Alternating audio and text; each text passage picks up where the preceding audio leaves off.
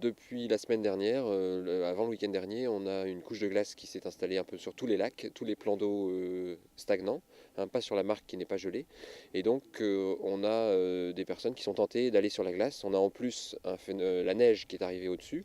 On ne voit pas la couche de glace et donc on ne connaît pas l'épaisseur de la glace en s'engageant dessus. Jusqu'à aujourd'hui, pas de gros soucis, mais on a vu ce week-end de nombreux promeneurs tenter la glissade, même traverser le lac, et on a entendu régulièrement la glace craquer sous le passage des promeneurs. La couche de glace est très variée selon les endroits, en fonction de l'exposition, en fonction des courants, et donc il y a toujours potentiellement un danger. Donc c'est interdit par arrêté municipal également. Et ça vaut pas le coup de prendre le risque de marcher sur la glace alors que du bord on a une très belle vision du site, donc il n'est pas nécessaire d'aller au milieu de l'eau pour mieux l'observer.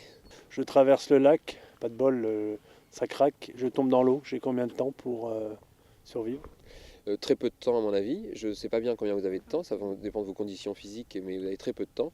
Et surtout les conditions de sauvetage sont très compliquées, hein, puisque vous mettez en péril votre vie à vous, mais aussi la vie des gens qui tenteraient de vous sauver, parce que le risque est aussi pour eux, on a peu d'outils pour aller vous chercher au milieu du lac.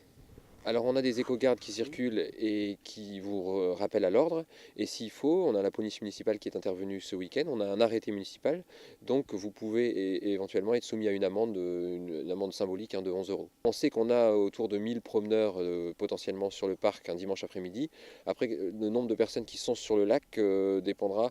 S'il y en a une personne, ça va tenter d'autres et on aura jusqu'à 300 personnes en même temps sur le lac en train de marcher, alors au bord ou voire au milieu, et donc prenant de réels risques importants. Tout le monde a envie, alors il y a beaucoup de jeunes, mais il y a aussi des familles, on a vu des poussettes circuler sur le lac, on a vu des personnes en fauteuil roulant circuler sur le lac, donc on a vraiment des gens qui prennent des gros risques et qui ne sont pas conscients du risque justement, et c'est pour ça qu'on est là, pour les avertir du risque potentiel qu'ils prennent.